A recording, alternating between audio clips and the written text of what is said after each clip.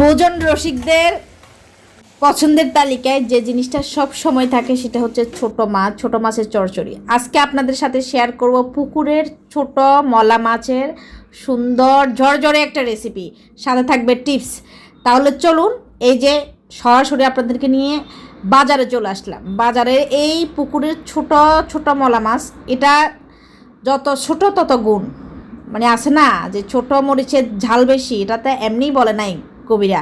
যাই হোক, এখান থেকে আমি 1 কিলো ছোটো মাছ নিয়ে আসলাম। ছোটো ছোটোগুলো কিন্তু খেতেও মজা, এটা কিন্তু খুবই স্বাস্থ্যকর এবং ভিটামিনস মিনারেলসে ভরপুর।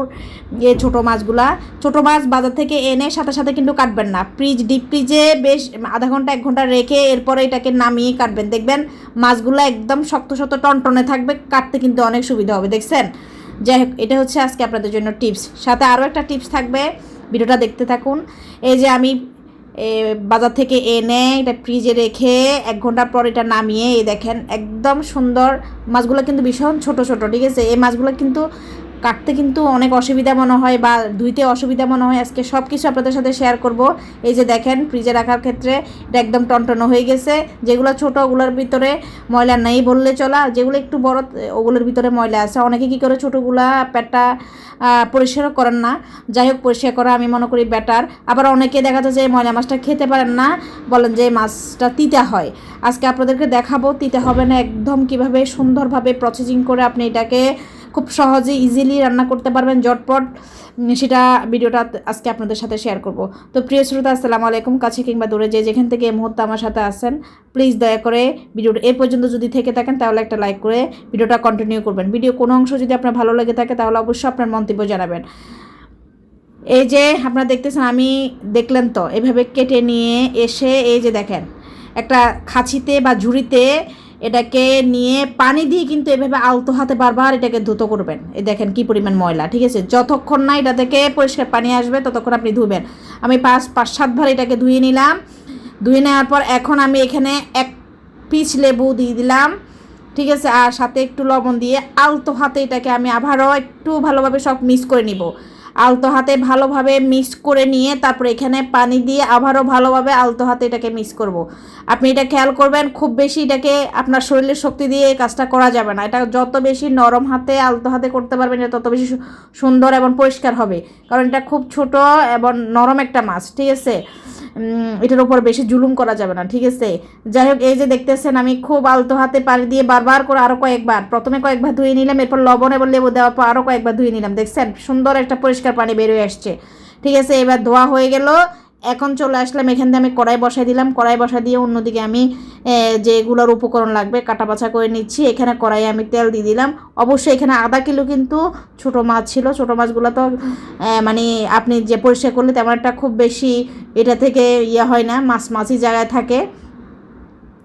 এই যে তেলটা দিয়ে দিলাম। তেলটা যখন গরম হয়ে আসবে তখন আমি এখানে রসুন দিয়ে দিলাম। রসুনটা অবশ্য যখন একটু লাল লাল হয়ে মানে ব্রাউন হয়ে আসবে আর তখন এটা থেকে সুন্দর একটা স্মেল আসবে, ঠিক আছে? তখন আপনি এখানে আমি দিয়ে দিলাম এই যে পেঁয়াজ কুচি। এখানে 3টা পেঁয়াজ কুচি ছিল, আমি 2টা টমেটো কুচি নিয়ে নিলাম। রসুন একটু বেশি, পেঁয়াজটা একটু বেশি পরিমাণ, কারণ ছোটো মাছ তো, ছোটো মাছে একটু পেঁয়াজটা বেশি দিলে খেতে ভালো লাগে। স্বাদ মতো লবণ দিয়ে দিলাম, যেহেতু মানে পেঁয়াজ আর টমেটোগুলো নরম হয়ে যায়। এই যে পেঁয়াজ কাটার স্টাইলে দেখতেছেন, বুঝতে পারতেছেন এটা কোনো মহিলার হাতে কাটা না। আমার হাজব্যান্ডকে বললাম যে একটু আমাকে সহযোগিতা করো, তখন ওই যে ছোটো মাছগুলা কাটার সময় ওকে আমি বললাম যে একটু ট্রাই করো, চেষ্টা করো, শিখো, কারণ শিখে আর শেষ নাই পৃথিবীতে। যাই হোক, আমি এখানে মরিচ কিন্তু 1 চামচ দিয়ে দিলাম, আবার কাঁচা মরিচ দিছি। এখানে ধনিয়া এবং জিরার গুঁড়া দিয়ে দিচ্ছি 1 চামচ। তারপরে আপনার হলুদ 1 চামচ দিলাম। দিয়ে আমি একটু পানি দিয়ে এটাকে বেশ কিছুক্ষণ কষিয়ে নিলাম। কষানোটা হয়ে যাইলে আমি এখানে কিছু ধনিয়া কুচি দিয়ে দিলাম, অর্ধেক দিয়ে দিলাম ধনিয়ার কুচি, আর অর্ধেক রেখে দিলাম। এই যে দেখেন, অনেক সময় আমরা মনে করি যে তেলটা উপরে উঠে আসলে মনে হয় মশলাটা কষে গেছে। না, আপনি বেশ কিছুক্ষণ মশলাটাকে ধৈর্য সহকারে কষানোর চেষ্টা করবেন, ঠিক আছে?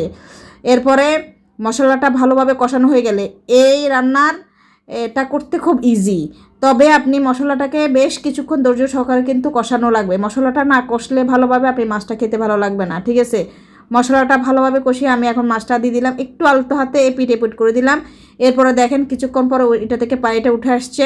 আমি এখানে কিন্তু আর কোনো অতিরিক্ত পানি অ্যাড করি নাই, মাছের পানি দিয়ে মাছ রান্না হয়ে যাবে।